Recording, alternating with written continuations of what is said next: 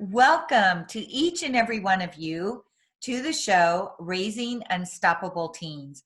I'm Dr. Kimberly Shear, the host of the show and teen breakthrough expert. I'm also a proud international best-selling author of my newly released book, Unstoppable Teens. The reason I wrote this book is for both parents and teens to get on the same page. And in the book, I developed a model that has 7 elements, and it begins with purpose and it peaks at leadership. And I'm so excited because our guest today will be talking about empathy, and he certainly has the characteristic of resilience. And both those qualities or themes are talked about in my book. So let's welcome Leigh Bursey to the show. Yay! Woo! I'm so excited to have you here. So I'd like to read his bio to help you get acquainted with our guest. Leigh is a 32-year-old municipal politician, singer, songwriter, and recording artist. He is a published poet, children's author, rock music journalist, and editorialist. He is a cable access television talk show host, hosting his program, Critical Thinking, for 10 seasons. I love that. Leigh has acted in feature films and on network television shows. Leigh has modeled, performed as an amateur drag queen, and even dabbled in professional wrestling. He's amazing. His colorful life, that's very descriptive, has seen him participate in dancing competition, cage matches, and battle royals, motivational speaking, and political campaigns, both foreign and domestic. Leigh is also a multi-time suicide attempt survivor, a survivor of addictions and cyclical poverty, and is also a former homeless youth. Leigh is an inspiring and charismatic character with higher ambitions as a professional speaker, punk rocker, poet, and political pundit. He is covered in tattoos, bursting with opinions, and ready to set the world on fire. Welcome. Thank you, thank you, thank you. I am honored to be here, and I'm very grateful for your enthusiasm. I'm so excited to be asking you questions and to get your insights. So I'd like to begin with telling us about your background and how it has helped you to develop empathy. Sure. Yeah, so I've got, where do you start, right? I mean, there's the David Copperfield, I was born, I grew up, or I could go to a little more of a different approach, which is my life I would describe most successfully as moments of impact and the various different segues. So if everything is a soundtrack, to me, if I think back to when Rage Against the Machine and Our Lady Peace and all these bands I grew up listening to, The Clash, all these bands, I can almost autobiographically, like John Cusack and High Fidelity, start to put them into places of the stories that were told and the moments of my life that mattered, that built me to this moment. No doubt that Bob Seger and the Silver Bullet Band was the soundtrack to a lot of the travel, escape, and the moments where we were packing up our things and recreating ourselves somewhere else. No doubt that there was moments where the Clash and other punk rock bands of that era were great for building that anger and that angst and that ambition in me to go out and challenge systems and create protocols. The truth is I was a young comic book nerd, socially awkward professional wrestling fan who thought that Shawn Michaels and The Undertaker were gods. I still do. And I wanted very much to be Batman. Came from a teenage mother. I definitely came from a beautiful province here in Canada. Newfoundland and Labrador is a beautiful place. Newfoundland is unlike any other place in the entire world. Some of the nicest people, some of the prettiest girls, some of the freshest smelling air to breathe, the best saltwater sushi in the world, and the most incredible nightlife. But many times it has struggled because it's tourism based and the weather is definitely erratic. When it's beautiful, it's exceptional. When it's less than beautiful. It's overwhelming. And, fisheries and oceans are a huge piece of that. And some poor decisions by different territorial and provincial governments over the years sometimes made the economy erratic at best. And in 1996, my mother and I left for the boom and bust economy. There was a boom going on in Alberta, which was the other side of our country. We went out there with probably 40,000 other Newfoundlanders and created the second biggest city in Newfoundland, hundreds of miles from home. And in that, we got to be able to see certain pieces. What I thought was interesting from my background and being able to reflect on it is that when you have boom bust economy conversations, you have people who go out to places they've never been, where it's very easy to fall victim and susceptible to vices, to coping mechanisms. They're far from home. Their families are different places. You see people who have different levels of varying expertise. Some who are exceptional workers starving for an opportunity. Some who are blaming the government for every bad decision, but in fact are not quite employable in most scenarios. And then you have people who are indigenous to those populations, who aren't always welcoming of the idea that their resources are being exploited and that their communities are being overtaken. So you have all of these different factors that equal into a really significant time in Alberta's history, and no doubt one I'm very grateful for, because it did create opportunity for my family too.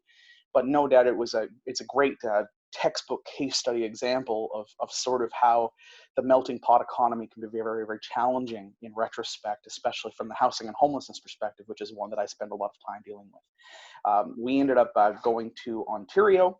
My mother and I, she ended up as a survey assistant on the Trans-Canada Pipeline, the only woman on her crew. Again, a young woman. I was visiting her. My grandmother was staying with us at the time. She was in Brockville, Ontario, which has a beautiful, beautiful waterfront. And I can't say enough about the community. If anyone ever gets a chance, post-COVID-19 pandemics, and we're starting to travel again, I would definitely encourage you to come and see my tiny little speck of the world. It's a beautiful community of about 21,000 people in southeastern Ontario. And it's sort of a golden horseshoe. It's on the Montreal-Windsor corridor. There's an international exit rampway to New York State, just about 20 minutes down the road out of Prescott. And basically between Montreal, Toronto, Ottawa, they're all very close by. But we are in a more or less ruralized setting, which can be very challenging, no doubt. So I get to see the massive economy scales. I mean, Ottawa is one of the largest economies in Canada, and Montreal is just down the road.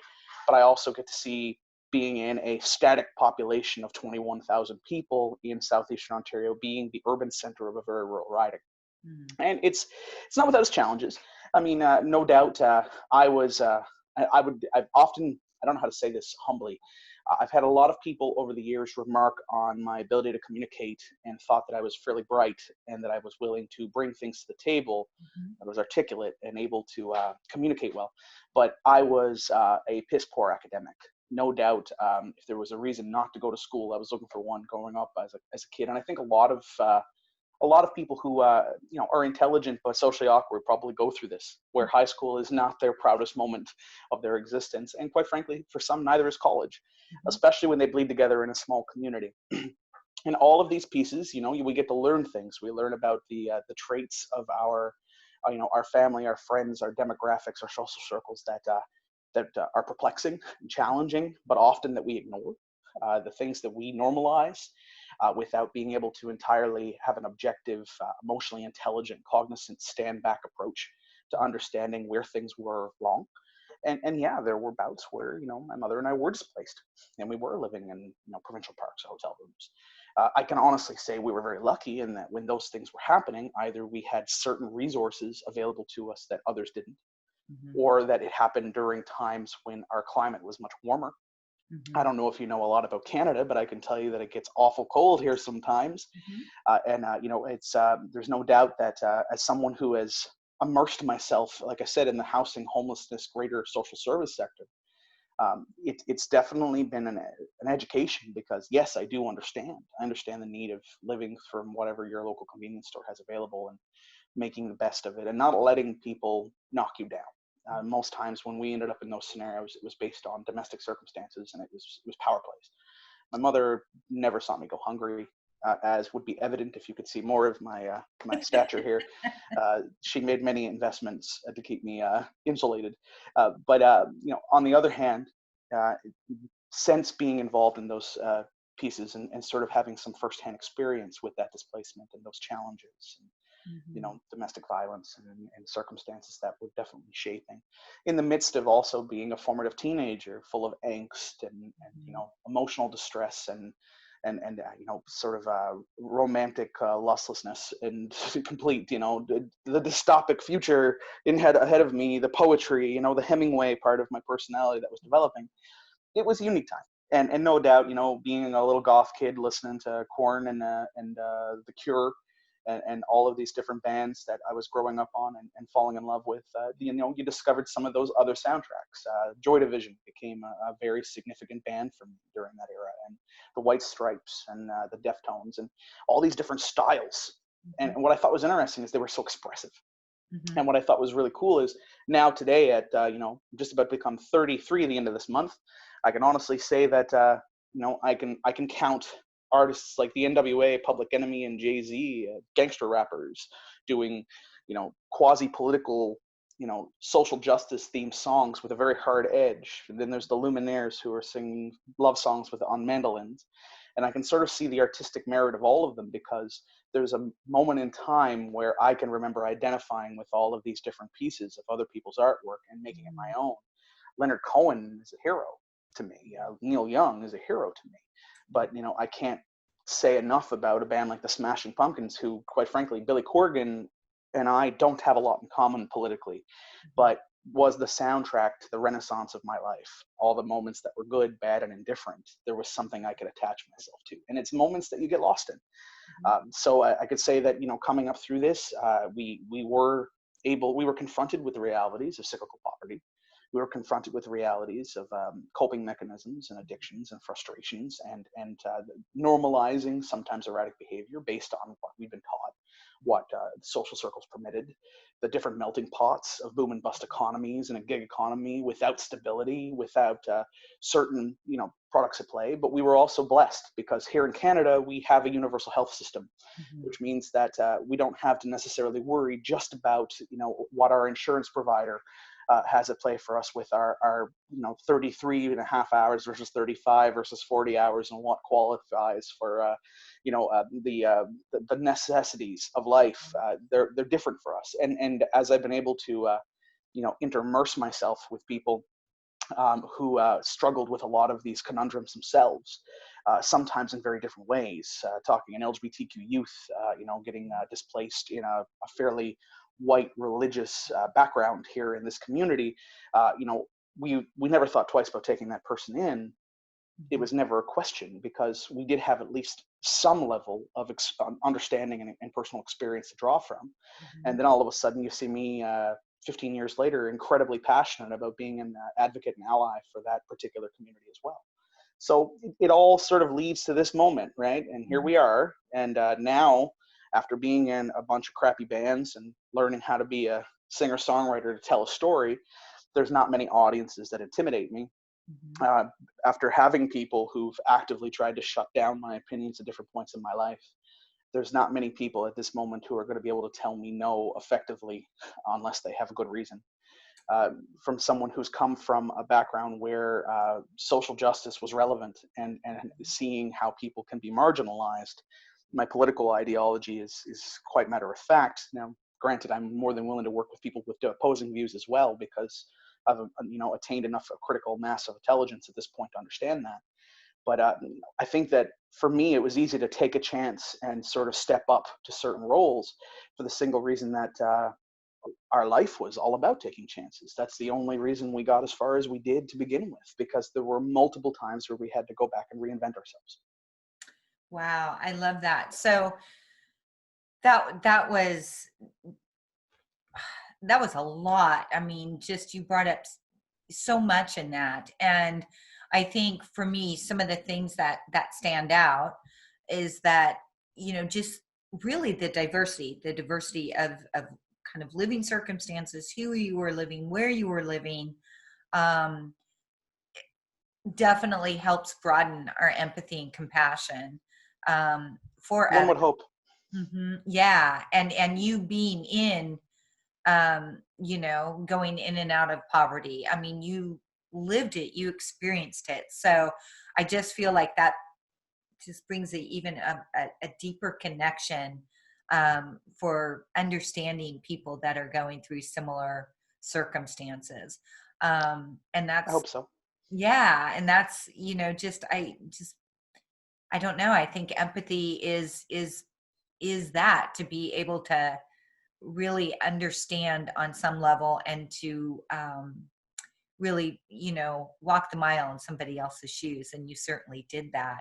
And I also, what I'm hearing from that again is just the resilience, and the not not being not listening to the naysayers, and taking those risks, and keep on keeping on kind of thing, you and your mother, and then getting some community support with the resources and that kind of thing, because that's what helps. I mean, that's what I think we all need, is to be supportive of one another. And if we have the resources to help someone out, to definitely do so, because it's not only really helping them, it's also, really, I feel like, bringing joy to ourselves, and we also grow from it as well.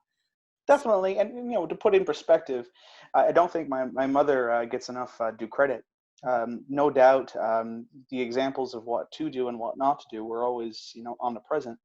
The love and compassion was always there, which really is fundamentally what you need most. It doesn't change the fact that, there were certain experiences we went through where I knew very early on that I would never ever want to, subject my female partners to that type of environment. And no doubt, you learn as you go. This is the problem with trial by fire, is that we can always look back on how we could have done it better. Right. And quite frankly, we should, because it's important that we learn from our experiences and are able to better equip ourselves and others. But at the same time, we also know that if you just drown yourself with the regrets of the things that you could have done better, you very seldomly get to live in the moment and create or enjoy those atmospheres that befall you, that are positive. And I think that, yeah, you're absolutely right in that it's no, resilience is a good term, but it's also not a foolproof term. I fall down all the time, all the time, and still learning and still building my wings on the way down more often than not. And if anything, I would say that while it does make an uncomfortable and challenging existence sometimes to not have it all figured out, the truth is that very seldomly do any of us have it all figured out. That's right. That's right. And I think being okay and allowing us individually to not have it all figured out, we're going to figure more out by just, being okay with that. And there was something else you said, and I definitely, and I thought about this earlier as you were talking about your mother. And absolutely, I do give her a lot of credit, because one, she was a teenage mother, and she still, it was you and her, kind of against the world, and the compassion and the love, and being there. And It often still is. yeah, Yeah. yeah. And the other thing I wanted that you brought up, that I just want to kind of re-emphasize, is that looking back, and we could have regrets. And I think that's a piece. I love what you said about looking back, learning from it, so we can do better, and we're growing and evolving. But I also think this also kind of ties into empathy or compassion for ourselves, because where we were in that moment of time, and whatever our challenges were, often we're doing the best we can. And so then when you're in a different position to look back, I mean, I think most of us can do this and look back and wish we had done it differently. And we can then spiral down in that, or we can choose and look back and say, I did the best I could with the resources I had and with who I was then. And then exactly learn from it, so that then we can contribute to others that might be facing similar challenges, and hopefully inspire them to not repeat some of the, mistakes, or just bring more awareness to how they can maybe navigate through their challenges. It's interesting you say that, because I can honestly say that's probably where I'm probably fall down the most, is that it's very easy to be hard on yourself, and you lash out, and you make mistakes, and you say things that you normally wouldn't, and many times you become confrontational. No one likes to hear or accept criticism. It's not a comfortable scenario, but we should probably strive to be uncomfortable sometimes. It's probably the best way for us to really learn. And I'm constantly trying to reevaluate myself, and leadership skills and personal development doesn't just stop, nor is it mastered from reading one book when there are thousands of perspectives. It's an ongoing everyday process. Mm-hmm. So when you say things like doing the best you can, I've often heard that as, without condemning, as an excuse from people as well. Well, I tried my best. Well, it's like, yes, but in order to try your best, you have to exhaust every option in front of you. You have to exhaust the knowledge. You have to be willing to learn and adapt. Mm-hmm. Then if you fail, then you can comfortably rest on your laurels saying, listen, I attempted every perspective, every attack point to this particular piece of problem or discussion. I've weighed all of my options. I have reached out different ways. I've softened my tone. I've harshened my tone. I've challenged my own perspective and yours. And I've done my best to do the research and learn the knowledge that is necessary to sort of formulate a fair opinion. Mm-hmm. Oftentimes when people say they try their best, what I find, and it's an unfortunate thing, and I'm sure we all do it, so this is not a condemnation of people with a different opinion, but oftentimes I find people who say they try their best repeat the same circle of behavior over and over again, and then still seem either perplexed or shocked or surprised somehow that it didn't work out. And they're just as angry as they were the first time it didn't work out, and eventually it becomes someone else's fault it didn't work out. Mm-hmm. While that's sometimes true, because everything is case by case, and we're not talking about black and white issues, I would argue that many times it's important to, of course, cut people slack where you can, but also, confront certain issues. Absolutely. I am generally very forgiving of people who make bad decisions, because I've made more than I can count. Mm-hmm. But there are certain things that are well beyond forgiveness points for me. Now, I'll work with someone who is more conservative than me, while I'm more liberal in my opinions. And generally, I can find a lot of good and quality in people. They're just looking at things differently. Right. But when they allow racism to percolate to the surface, when we know how unjust, mathematically, theoretically, ideologically, and humanly it is to be that way, I do stop listening.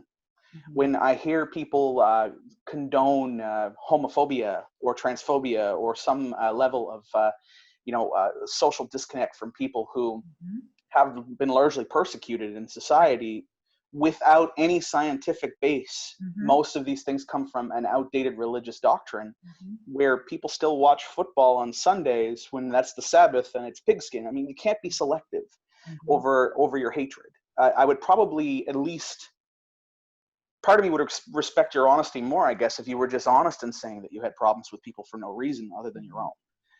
When it becomes an excuse scenario, then you're not learning, and you're not trying your best to be a good human. You're not trying your best to be a better person. What you're doing is you're condemning people because it's easy. If something makes you uncomfortable, that's okay. Let's learn from it. This is the thing. If we want to try our best, that includes being the best version of ourselves to others as well. Thank you. And I appreciate that. And just to clarify for me, more what I'm saying, I totally agree. And I think we all, we're human, and we do have our excuses. And sometimes we're not aware that we're using them as excuses. Of course. Something that I do with working with my students, because accountability and responsibility is huge, as well as self-integrity.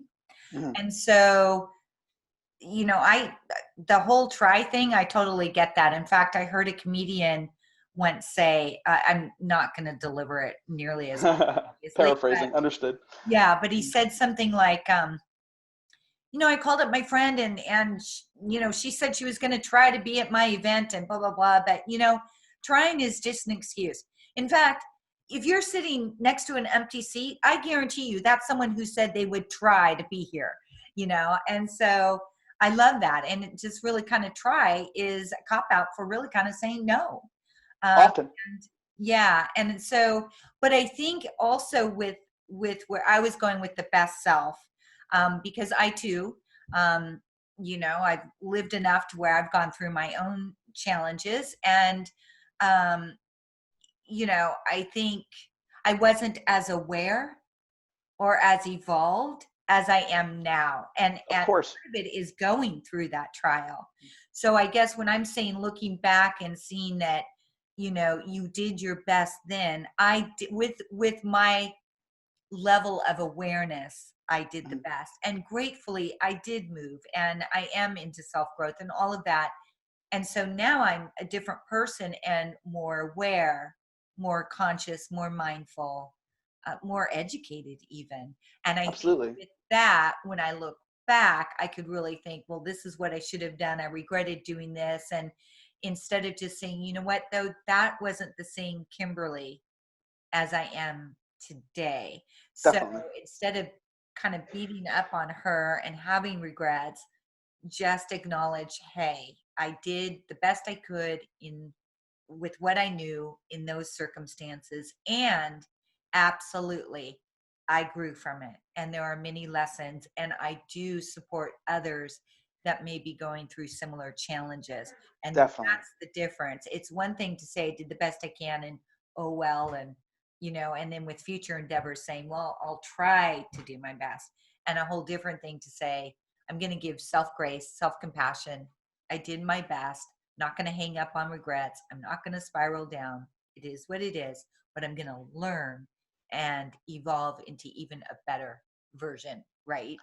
I encourage people to fail all the time. It's the best way to learn. But the key here is to open your eyes to what it is you've done wrong as best you can, and to not dwell on it. And no doubt, this is an ongoing learning experience for me too. I mess this up every day, and I cannot underscore that enough. In a self-deprecating type of mentality here, there's no doubt that there are things I'm aware I could do better, and patterns of behavior that I'm constantly trying to break. Mhm. It's part of our humanity, and no doubt it's a symptom of depression, a symptom of some of the obstacles that come along with some of the scenarios that I found myself in. The other hand is that there is a fine line in emotional intelligence between understanding when to be too emotional, too intelligent, when it sounds being that you're overbearing and that the facts aren't worth repeating, and understanding that sometimes it's just obnoxious to ignore them. And it's not a simple process, but at the same time, it's a rewarding one. Those moments when you get it right, and what you notice is the more aware of it you are, the more often you're going to get it right. Yeah. I love that. That's beautiful.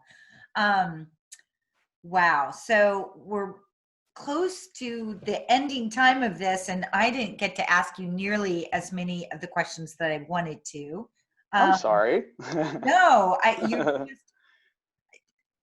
you're just rich with your ideas and information, and so no, I love it, and I love the fact that our listeners get to be a part of this and hear what you have to say, because I think you raise a lot of good points. um Thank you.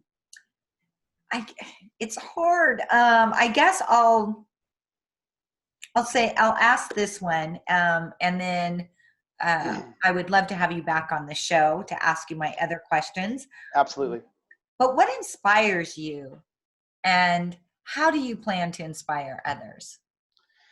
That's one of my favorite questions. And oftentimes when people say, is there a question that or an area of discussion you'd like to venture into? This is one that I love to talk about because there's no right answer. And it changes every single day. So literally, I could talk to you tomorrow, and the answer could be dramatically different.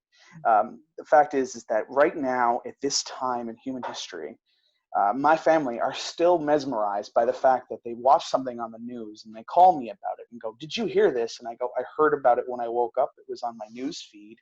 I got a news alert to my cell phone." It's hard for people who are not really that much older than me to even truly comprehend how advanced society has become in such a short period of time. Mhm. And I think that while that's challenging, and no doubt it shows a lot of ignorant missteps along the way. A great documentary on HBO last week about fake news and the fake news Mhm. environment on both sides. The idea that political sound bites are perpetrated and they create disastrous outcomes for certain businesses or certain people, certain situations, tragedies being rewritten as some conspiracy examples. The other hand to that is that having information at my fingertips is such a useful concept and such a useful construct in so many ways. I'll give you an example. So right now, as of the filming of this show, I can say that exactly just under 3 weeks ago, 3 weeks ago, later this week, as of the filming of this program, I played with my band at a venue for 150 people. And it was a great Friday night, and we shared the stage with an up-and-coming talent. And we were disappointed and sad by the turnout because this band warranted a bigger audience. But we recognized that people were feeling a little uncomfortable and a little scared by some of the news reports they were hearing and sort of the direction things seem to be going. Here I am now, less than 3 weeks later, and I cannot, for the life of me, imagine standing in a room with 150 people at this particular time in human history, because I am now so much more aware of the challenges that are in front of us. And the thing is I always think back to that Fred Rogers quote, where they say, when you get scared in the midst of a crisis, he used to talk about how his mother would say, look for the people, look for the helpers, look for those who are racing into the fires. That's how you keep calm in these moments, is realize that what we're in front of at this moment in human history is something that's uncharted waters. And as someone who's been an ally for the LGBTQ plus community, I know that you could draw lines of comparison to Tom Hanks in Philadelphia and the HIV epidemic. You could talk about famine in Africa. You could talk about multiple wars or near misses, from Cuban Missile Crisis to Iran hostage scenarios to the Gulf War, etc. You could talk about Y2K and stock market crashes in 2008 and the housing bubble. You can make arguments about Ebola. You can make arguments about anything you want to. This one is unique. And it's unique because I have a grandmother and I want her to be okay. It's unique because it's universal. It's unique because there's not a single one of us there isn't someone out there that we care about. Even the most reckless of us have mothers and grandmothers and people we care about. And we're uniting. Now, don't get me wrong. Some of the things I see happening in the country that you're calling me from are challenging. Absolutely. There is a lot of misinformation out there, and there's a lot of people who are perpetrating things that I would argue are either half-informed, ill-informed, or direct lies. And it's definitely, it's ugly, and that's on all sides. That's not condemning. Right. That's the fact that when we talk about doing our best, it's easy enough to say you're doing your best if you choose to be misinformed. It's a completely different thing to say you're doing your best by absorbing as much knowledge as you humanly could, to the point that something that keeps me alive, that has saved my life, that I love, is performing music. And at this moment, it is safer to do it in my living room than it is in front of a room full of people who only 3 weeks ago I couldn't wait to be in front of. I would argue that the one thing that inspires me about the time I live in is that there is a freedom in our society. And, this is something, I'm speaking to a Yankee at this moment, and I think that's a fair comment. Liberty, it can be abused. Liberty can be very challenging. Liberty can be a crutch for a lot of misnomer ideas, for a lot of racist mentalities, a lot of misogyny and homophobia. Liberty has been a real good crutch. Freedom of speech has been a great way for people to choose to be ignorant. But on the other hand, here's what inspires me, is that now I have a freedom of information and a freedom of access to that information and a freedom of opportunity to go out and be the best version of myself that maybe other generations before me didn't have. I think back to the Rwanda crisis in the early 1990s, and I think to myself how this was going on for days and days and weeks before we were fully aware of what was happening. And while I could probably draw parallels to that and other things happening even now, no doubt, then I just compare that one issue to the Arab Spring, where someone pulled up their cell phone, just like I'm talking to you on right now, and I knew about this moment where some dictatorship was turning on its civilian population before lunchtime on the same day it was happening. What a world. What a world where we are in this position where you can send Doctors Without Borders across the globe to go and intervene and help. And now pressure is on politicians not to ignore the challenges. Now, yes, it still happens. And that's the other side of all of this is, I saw Jaws, and I'm sure you did too. I think I've had that discussion with you. Like, it's easy to, when they say close the beach and he goes, it's a tourism weekend, and then you see what happens. Yes, we're not immune to bad decision making, Right. and we're human. But at this moment, I'm so inspired by the fact that I have this incredible ability, holding it in my hands, to connect with you face to face at this particular time in history and build a relationship with a friend I've never met. Mm-hmm. This opportunity to share opinions, to share knowledge, to mobilize, to be an activist like the Clash were encouraging me to be. I think Henry Rollins once said, "Don't be ashamed or afraid in times of crisis." He said, "Put on your boots. This is what Joe Strummer trained us for." And Mm-hmm. I love that quote because Joe Strummer was my hero. But I wonder what the Clash would be like in today's society, where you everyone can be an activist. Mm-hmm. Everyone can have an issue and a cause and challenge austerity, challenge authoritarian dictatorships, to challenge rudimentary opinions, challenge outdated arcane philosophies, challenge ignorance, challenge homophobia, xenophobia, challenge misinformation. And sometimes they do that by creating more, and sometimes it's totally not a foolproof system. But I'm at a time where I can sit comfortably in my home and connect with beautiful, thoughtful, incredible people who have so much to offer the world right from this device in front of me right now. And it wasn't all that long ago where I think that a lot of people were probably feeling very, very alone Mm-hmm. when they were in the midst of these isolations and these moments in time where they didn't have someone to talk to. Now the links are at my fingertips. Yeah. What inspires me is I have a society that had enough sense, both personally, publicly, corporately, to create these type of advancements in our technology, in our society, so that we are better able to gain, share, disseminate information that could be useful in times of crisis, create lasting relationships, challenge outdated opinions, and be better people. And I think that's really pretty cool. That is very well stated, and I absolutely agree. And I love that perspective. It's interesting because just yesterday, actually, I was so excited because I talked with two people, one in the Ukraine and a teacher from the Czech Republic, and I'm like, this is so exciting. And she's looking for American teens to help her students not only speak better English, but also just connect during the COVID crisis and just have more support. And well, I'm excited and I want to contribute to that. And I think it's awesome. And we can, teens can do this online. I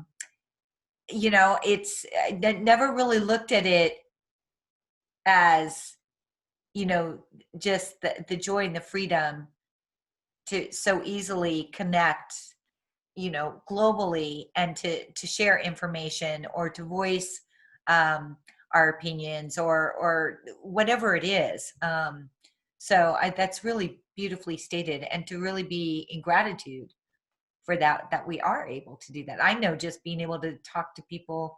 I mean, even you're in Canada, right? So it's like it's neat that we can, I guess, just support other people all around the world and help them out, and they contribute to us as well. So I can be super bummed about some of the political sound bites that I see perpetrated on Twitter by people with opinions.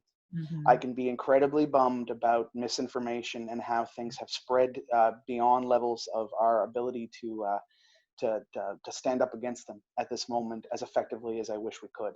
And I can be incredibly bummed about how these unfortunate scenarios ever came to be to begin with. Or I could take Fred Rogers' advice from well before I had this cell phone in my pocket and say, look for the helpers, look for the people. And at this moment, I can turn on any news feed, any news station, have any conversation. We all have links to mental health organizations. We all have links to addiction support services. We all know some social worker out there who is connected to 100 frontline organizations that, while they may be overwhelmed, their entire purpose is to be those people who run into the fire. That's right. It's incredible and empowering to me that I can say, if you're having a bad day, Dr. Ken, You can say, hey, what's going on, Leigh? I need a friend. And it's Mhm. not going to cost us an arm and a leg and a long distance call, and we don't have to meet Right. for coffee. I can just ask you how you are. That's That's incredible. powerful. It's Yeah, powerful. It's connection, and it's inspiring. sharing that you matter and I care Mhm. too. So beautiful. Well, thank you so very much for being a guest on the show. My And pleasure.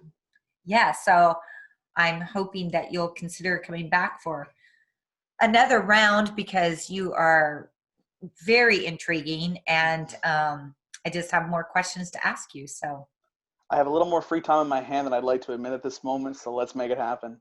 awesome, awesome. Well, thank you, and listeners, stay tuned for uh, the next interview with Leigh, which should be aired the following week after this one. And thank you for being here. And Leigh, again, thank you for being a guest. Hey, thank you. You're very encouraging, very thoughtful, and very sweet, and I wish you the best in success and commerce.